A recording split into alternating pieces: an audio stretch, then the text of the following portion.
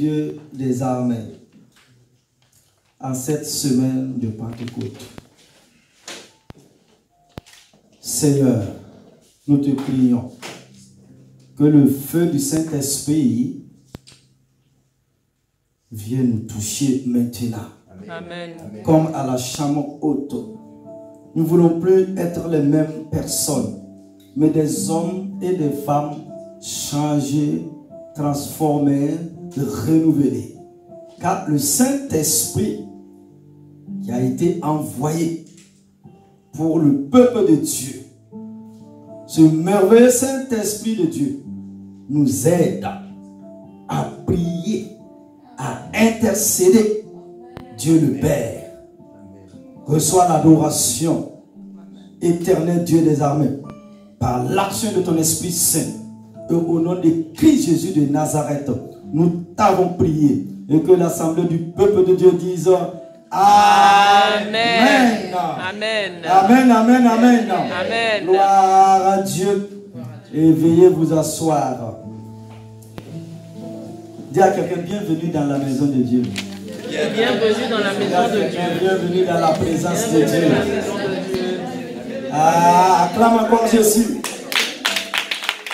Quand Jésus partait, il a dit, je ne vais pas vous laisser orphelin. Je vais envoyer le consolateur qui va vous conduire dans toute la vérité de Dieu. Amen. Donc nous sommes sur ce grand thème, la puissance de la prière, partie 2. Est-ce que quelqu'un peut dire avec moi ce soir la puissance de la prière? La puissance de la prière. Je t'entends faiblement. La puissance de la prière. La puissance de la prière. La puissance de la prière. La puissance de la prière. Amen. Amen.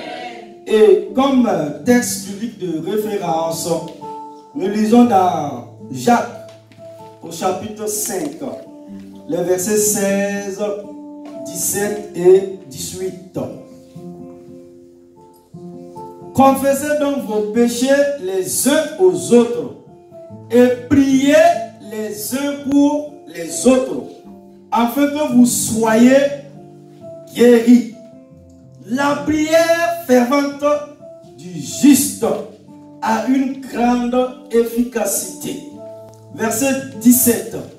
Élie était un homme de la même nature que nous.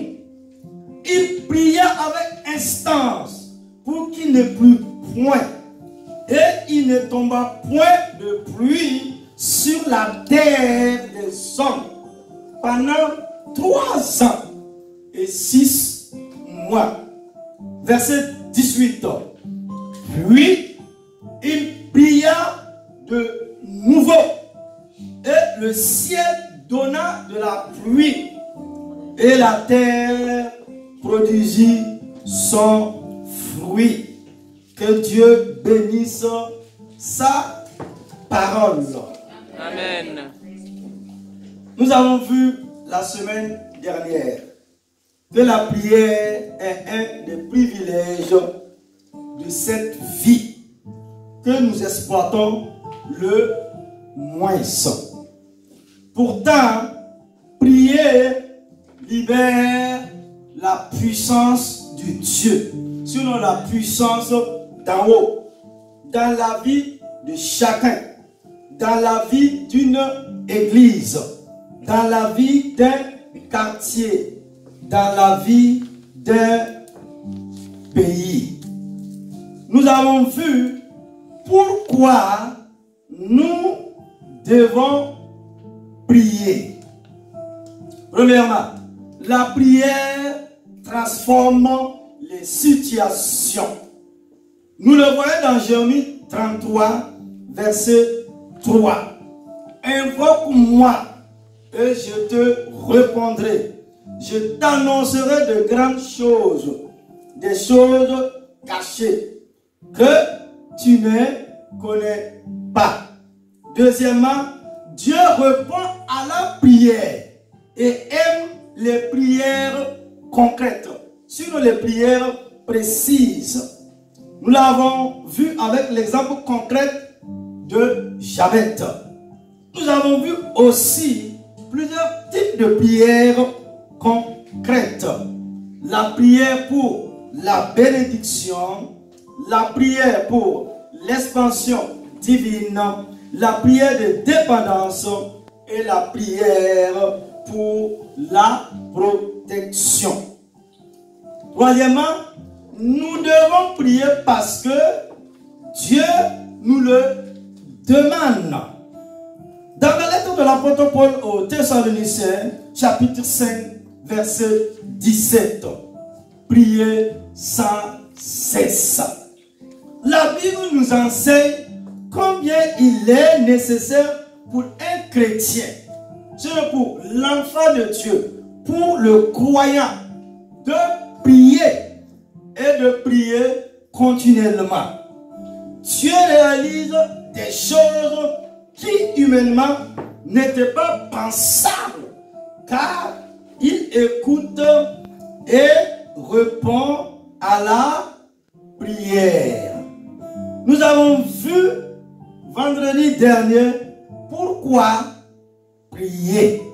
Allons voir aujourd'hui comment avoir une prière efficace. Grand 2. Comment avoir une prière efficace.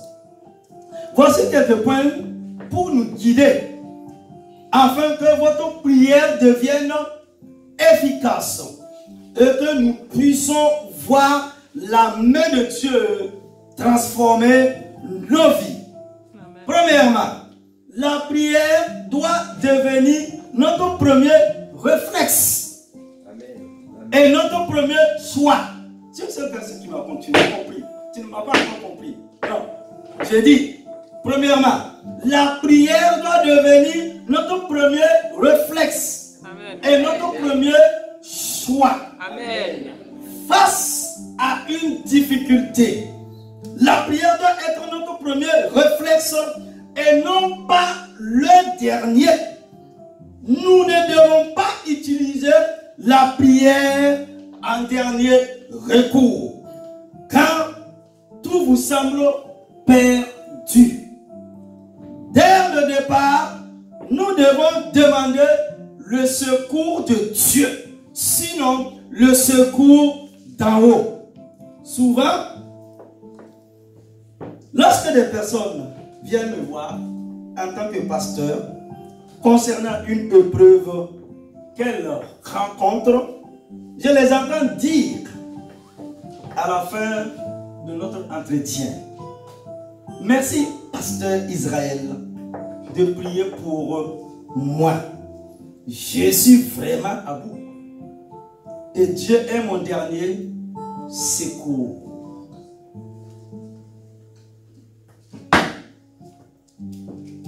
Mais cette attitude n'est pas la bonne. La prière doit être notre premier recours. Elle doit être notre premier moyen de défense face aux difficultés que nous pouvons rencontrer dans cette vie, sur cette terre des hommes. Nous ne devons pas perdre le temps en essayant de résoudre le problème par nous-mêmes. Nous devons immédiatement le confier à Dieu, Amen. Le Père éternel. Amen. Trop souvent, les personnes commencent à prier quand elles comprennent que les choses leur échappent. Mais la prière est le poumon du chrétien. Autrement dit, c'est un réflexe. Elle nous permet de proclamer les promesses de Dieu pour son peuple et de nous y appuyer. Nous le voyons dans Deutéronome 28, verset 13. L'Éternel fera de toi la tête et non la queue. Tu seras toujours en haut et non jamais en bas. Lorsque tu obéiras au commandement de l'Éternel, ton Dieu. Amen. Yes. Que je te prescris aujourd'hui. Lorsque tu les observeras et les mettras en pratique. Cette promesse est merveilleuse. Elle nous assure la bénédiction de Dieu. Mais, il y a un mais elle ne peut s'accomplir que par la puissance de la prière. Petit 2. Notre prière doit nous permettre d'entrer dans la volonté de Dieu. Comme j'ai souvent l'habitude de vous raconter cette histoire-là, un monsieur qui voulait une femme, il allait dans la présence de Dieu. Il a demandé aux hommes de Dieu de prier. Mais pendant que tu pries, ou pendant que lui-même il est en train de prier, il dit Seigneur, c'est vrai, hein, mais tant tu sais que c'est Marie, je veux. Comme c'est Marie, tu veux déjà. Tu as déjà exprimé ta volonté à Dieu. Alors qu'à Gethsémani, face à l'angoisse de la mort, hein, nos péchés que Jésus devrait porter, il est devenu péché. Il est devenu malédiction, il est devenu maladie, il est devenu misère, il est devenu pauvreté, il est devenu stérilité pour nous. Il devrait porter les péchés de toute l'humanité pour faire de nous un homme nouveau, une nouvelle femme dans le royaume de Dieu. Face à l'épreuve, face à la douleur, Jésus a prié en sanglots et il a dit au Père éternel, Dieu, non pas ma volonté, mais toi, ta volonté. Amen. Pour aller à la croix, c'était lourd, c'était difficile. Il fallait qu'il soit cloué, pendu, hein, entre le ciel et la terre, mourir comme un bandit, mourir comme un brigand, pour te sauver, pour nous sauver, pour nous délivrer, pour briser le pouvoir des œuvres des ténèbres, afin que tu puisses entrer dans ta destinée de gloire. Amen. Tu es né pour la gloire, ma soeur. Mon frère, tu es né pour la gloire. Amen. Tu n'es pas né pour échouer, mais tu es né pour la victoire. Amen. Laisse la volonté de Dieu s'accomplir dans ta vie. Amen. Alléluia. Amen. Amen. Notre prière doit nous permettre d'entrer dans la volonté parfaite de Dieu. Parce qu'il y a la volonté parfaite de Dieu et il y a la volonté permissive de Dieu. Yes. Frère, ce n'est pas facile d'entrer dans le plan de Dieu pour notre vie. Et Dieu nous laisse le choix. Il ne nous oblige pas à faire sa volonté.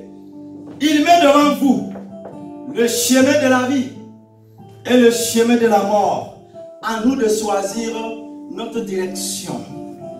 Sur Dieu ne nous accepte pas des épreuves, mais elles ont pour but de nous conduire là où Dieu veut que nous allions.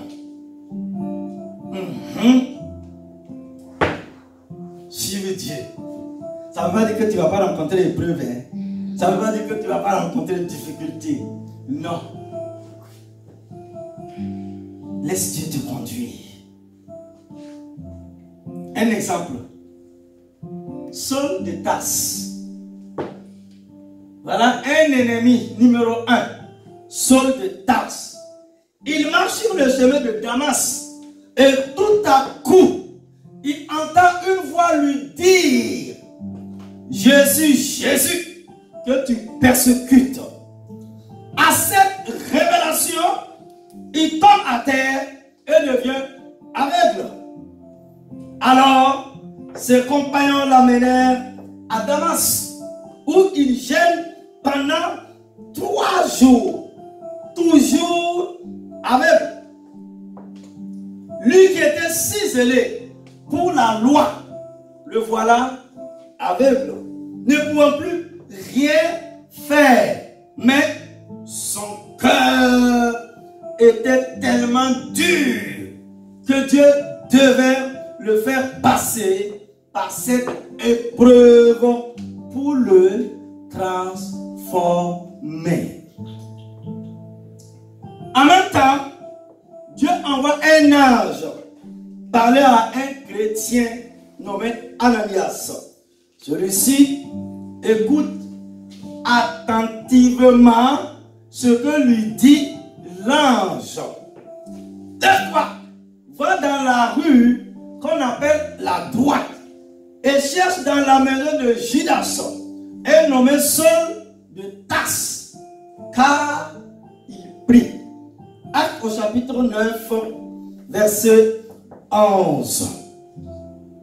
Ananias a peur, car Saul de Tarse est reconnu pour persécuter les chrétiens. Mais il obéit. Dès qu'il entre dans la maison, il impose les mains et prie pour Saul de Tarse, qui est immédiatement guéri. En recouvrant la vue, il devient un nouvel homme qui désormais entend la voix de Dieu. Tout cela s'est passé par la puissance de la prière. Troisièmement, notre prière doit s'appuyer sur la parole de Dieu. Notre prière doit s'appuyer sur la parole de Dieu, sur ce que Dieu dit. Amen. Sur ce que la parole dit.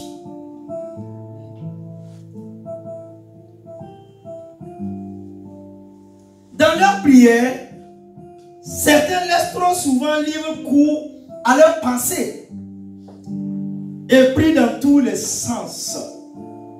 Cela rend leur prière inefficace. Pour que notre prière soit efficace, nous devons avant tout bien identifier le problème que nous avons. Alors seulement, nous pourrons avoir des prières précises et proclamer les versets de la Bible qui concernent directement ce que nous vivons.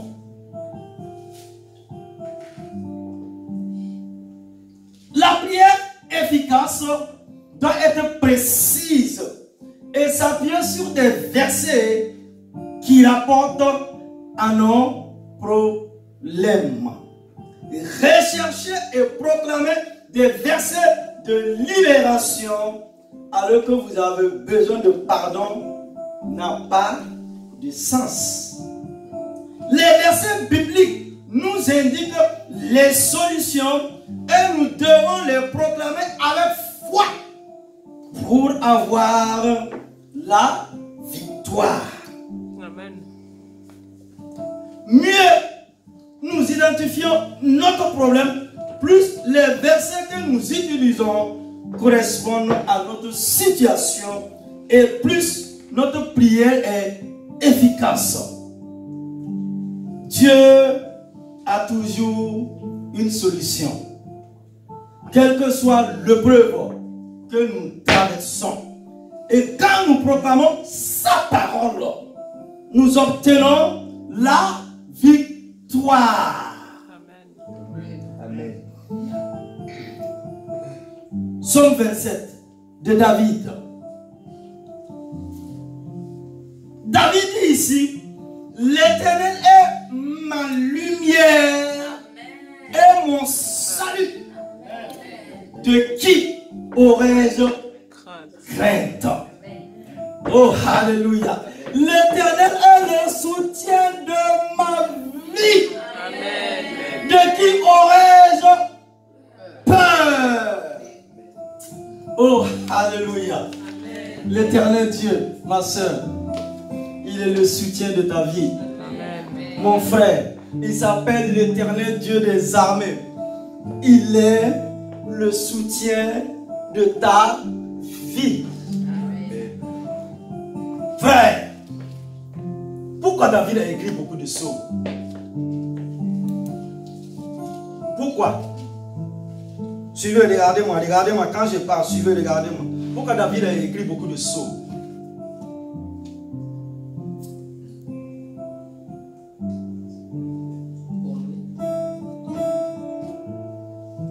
Il n'était pas respecté par son papa. Seul derrière les brebis de son père, il a rencontré la honte, David. Il a rencontré l'humiliation, mais la plus totale. Même quand le prophète est venu dire Dieu tient un futur roi en Israël, son père même l'a oublié. C'est son propre père. Le prophète qui a la vision de l'esprit dit mais il n'y a plus quelqu'un dans ta maison. Il dit il y a un petit là. Oh, alléluia. La Bible dit le plus petit sera le plus grand. Amen. Celui qui est dans la boule, Dieu va le prendre, le laver, le nettoyer. Oh, alléluia. Il est le soutien de ma vie. Et il va te faire asseoir avec les grands du peuple. Amen. C'est ça Dieu. Ridiculisé par son propre père. Je vous enseigne des secrets à pardonner les gens, à bénir les gens. Parce que leurs paroles, tu prends la parole de Dieu, tu annules. Maintenant, c'est ça David dit, l'Éternel est mon berger. Je ne manquerai de rien. Et dans le psaume 1, il a refusé de s'asseoir avec les insensés. Ceux qui n'honorent pas Dieu, ceux qui ne respectent pas Dieu, ceux qui ne prennent pas Dieu au sérieux. Dans le psaume 1, il dit tu veux fleurir, tu veux voir l'élévation, tu veux voir Dieu faire les choses pour toi. C'est lui qui a la réponse.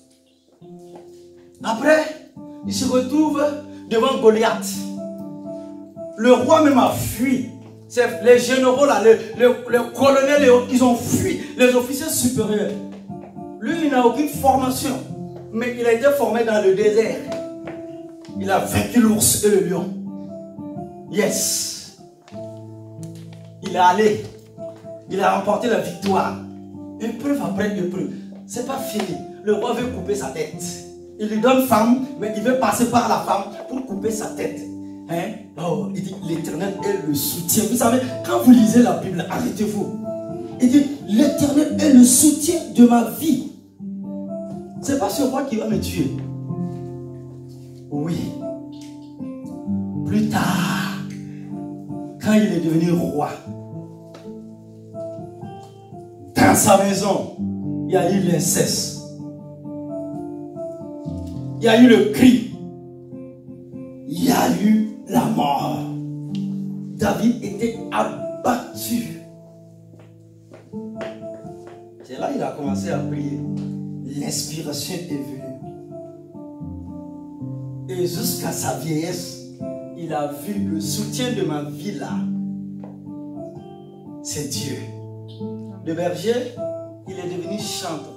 De chanteur, il a régné dans tout Jérusalem. Et c'est lui qui a mené l'unification.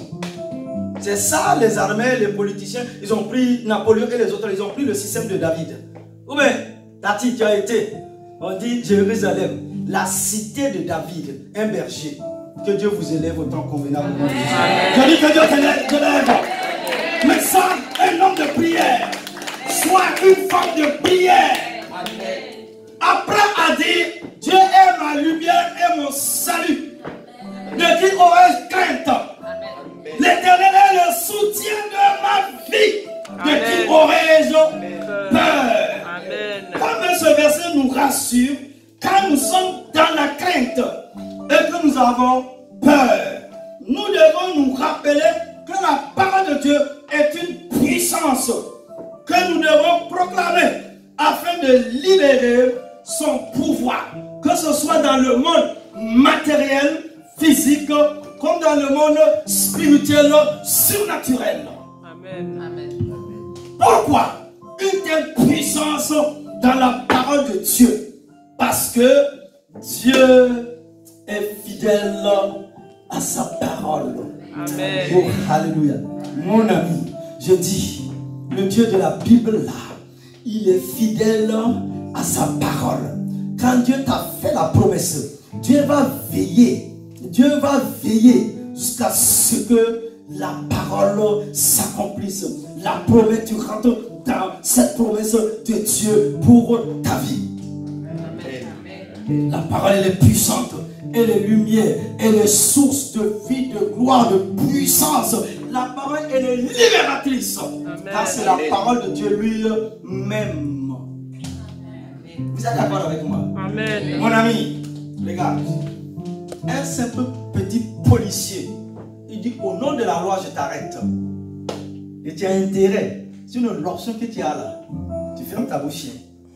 Sinon tout ce que tu diras, continuez, sera retenu contre toi devant le juge, devant le magistrat ou devant le procureur. C'est une simple parole. Hein. Il a parlé. Mais tu sens même tes boyaux là, tu sens tout.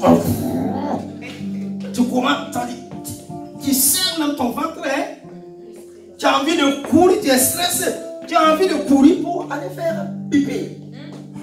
Mais oui, il dit au nom. David a dit, Seigneur, ta loi là, je l'ai gardée. Et tes paroles là, je les dévorées. Et cela a fait du bien à mon âme. Voici le secret. Et voici le secret de ma vie. C'est la Bible. Je lis. Donc quand on parle de Bible, j'ai plus de 30 versions. Mais je n'ai jamais encore compris, appris. Je n'ai jamais fini d'apprendre. Chaque fois que je viens sur un verset, c'est une découverte pour moi. J'ai des versets dans ma vie, je les ai appliqués, j'ai jeûné et prié et j'ai vu la puissance manifeste de Dieu. Tu prends la parole de Dieu, Ésaïe 54, 17. Tu as lu les paroles de malédiction, tout ce qui peut se lever contre ta vie. C'est pas la peine de pleurer. Ah non. J'aime pas les gens qui pleurent à chaque arrêt. Tu vas finir de pleurer quand? On te dit qu'il faut prier. Il faut prier. Amen. C'est ça.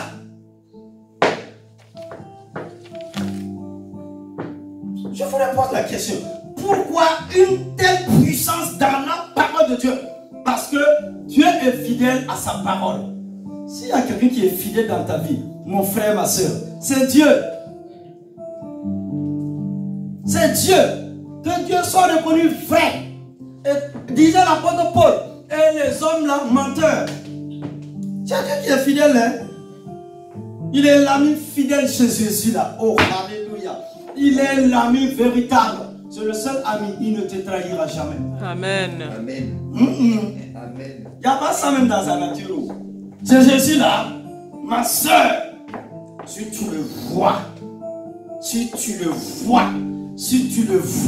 et que cette lumière a brillé, l'excellence, la puissance manifeste de l'onction jusqu'à l'éternité. Pourquoi vous avez un Dieu fort, un Dieu puissant, un Dieu glorieux, un Dieu merveilleux, un Dieu qui a vécu Satan, les démons et l'enfer, et vous tremblez encore? Saisis l'autorité de Dieu dans ta vie. Tu dis, c'est la fin de mes épreuves. Décalez-vous-là. Yes. C'est aujourd'hui là. Je dis aujourd'hui là, c'est aujourd'hui. Amen. Dans le surnaturel. Notre prière, quatrièmement, notre prière est puissante lorsque nous sommes deux. Nous le voyons dans Matthieu 18, 19. Je vous dis encore, là c'est le maître Jésus qui parle. Si deux d'entre vous s'accordent sur la terre pour demander une chose quelconque, elle leur sera accordée par mon Père qui est dans les cieux. Amen.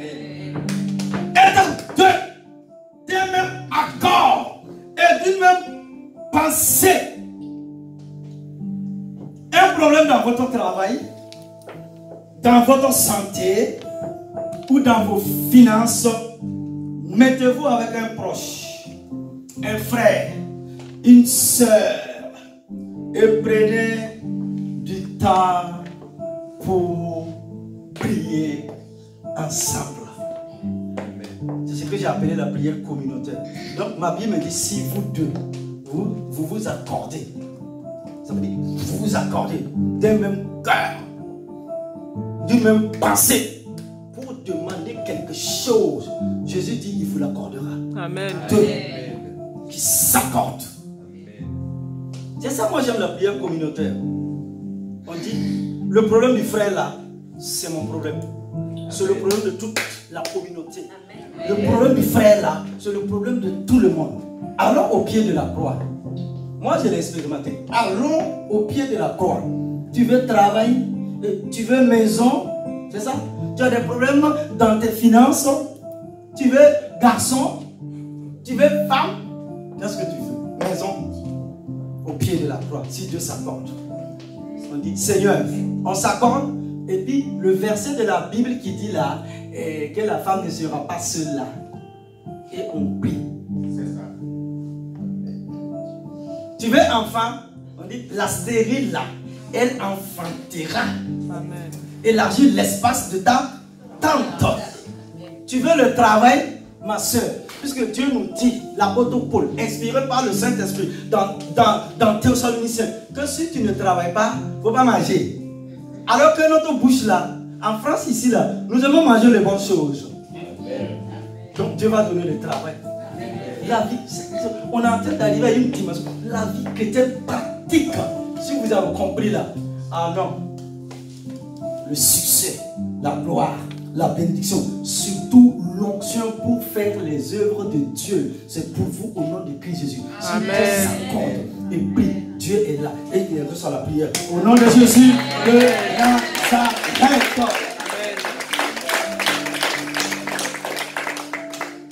Cinquièmement, nous devons prier selon l'esprit. Paul, celui qui nous a dit prier sans cesse, le grand apôtre de tous les temps, il nous dit que nous devons prier selon l'esprit.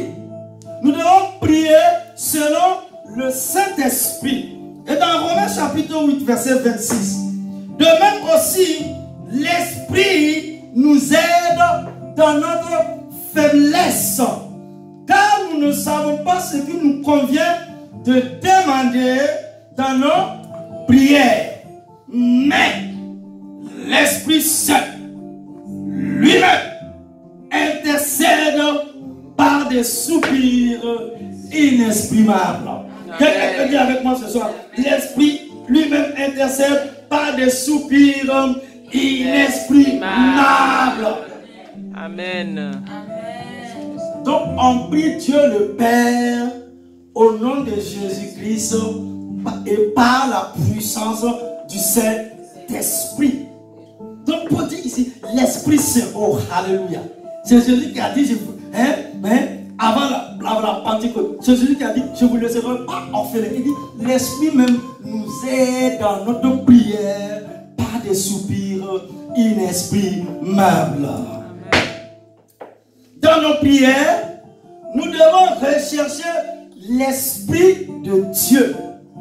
Bien souvent, nous ne savons pas ce que nous devons demander, ni comment faire monter notre besoin à Dieu. Nous n'arrivons pas à mettre des mots sur ce que nous désirons. Mais ce qui est rassurant est que Dieu connaît nos cœurs. Il voit nos faiblesses. Il connaît nos doutes. Et il sait exactement ce dont nous avons besoin. Alléluia. Notre langage nous limite. Et nous ne savons pas de quelle manière intercéder. Ni ce que nous devons dire à Dieu. Certains ont même peur de s'exprimer. Mais gloire à Dieu, car le Saint-Esprit est là pour nous aider dans la prière. Quand nous ne savons pas quoi dire, ou quand nous n'arrivons pas à exprimer nos désirs, laissons le Saint-Esprit parler à notre place. Il connaît notre être intérieur. Notre être intérieur. Il connaît et sait ce dont nous avons besoin. Sixièmement, la prière révèle des armes de Dieu pour la victoire. Comme nous avons vu il y a 1 mois, 2 mois, la prière nous révèle des armes de Dieu pour la victoire. Et dans ce psaume 91, verset 11, car il ordonnera à ses anges de te garder dans toutes tes voies. Oh, alléluia. Quand tu pries, Dieu va ordonner à l'ange. Comme nous l'avons vu, quand les disciples, on va parler de ça dimanche, quand les disciples étaient là dans la salle, parce qu'on avait pris Pierre, le jeter dans la prison, ils intercédaient. Des femmes de prière, hein, des femmes remplies de l'esprit. Elles priaient, elles intercédaient. Tellement la prière était forte. Parce que vous savez, quand les femmes prient là, comme le pasteur qui est la plus grande église dit, quand les femmes commencent à prier, les choses bougent. Quelqu'un peut dire avec moi, les choses bougent. Quand elles prient, c'est leur cœur de maman. Ça veut dire, elles prient là, c'est leur centrale. Ça veut dire, quand les choses bougent. Quand elles commencent à prier, les choses bougent. Les choses changent. Amen. Et Dieu se révèle. Et Dieu se manifeste. C'est pourquoi dans l'histoire du peuple d'Israël, dans l'Ancien comme dans le Nouveau Testament, des femmes de qualité, oh alléluia, des femmes de valeur, des femmes de puissance, elles se sont levées face à l'épreuve, face à la difficulté. Elles ont mis les genoux à terre, elles ont versé des larmes. Et Dieu est venu au secours de son peuple. Amen. Et Dieu les a délivrés. Et la plupart de ces femmes que j'admire, que j'apprécie, qui sont dans la gloire, elles ont eu de ces enfants miracles. Amen. Bébé miracle.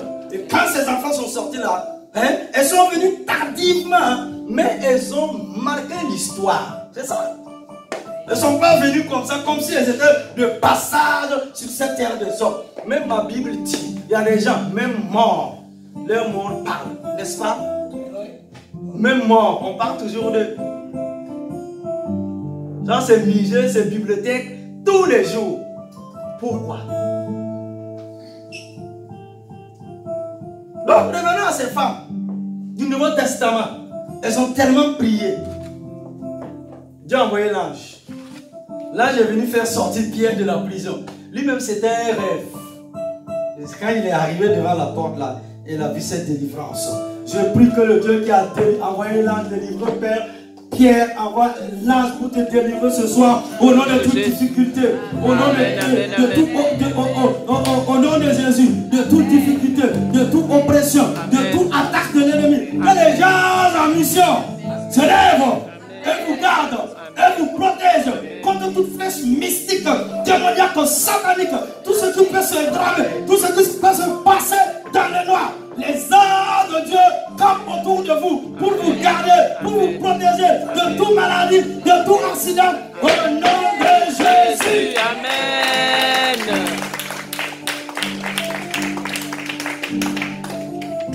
Nous avons l'exemple formidable de Pierre qui se retrouve en prison, arrêté par le roi Hérode.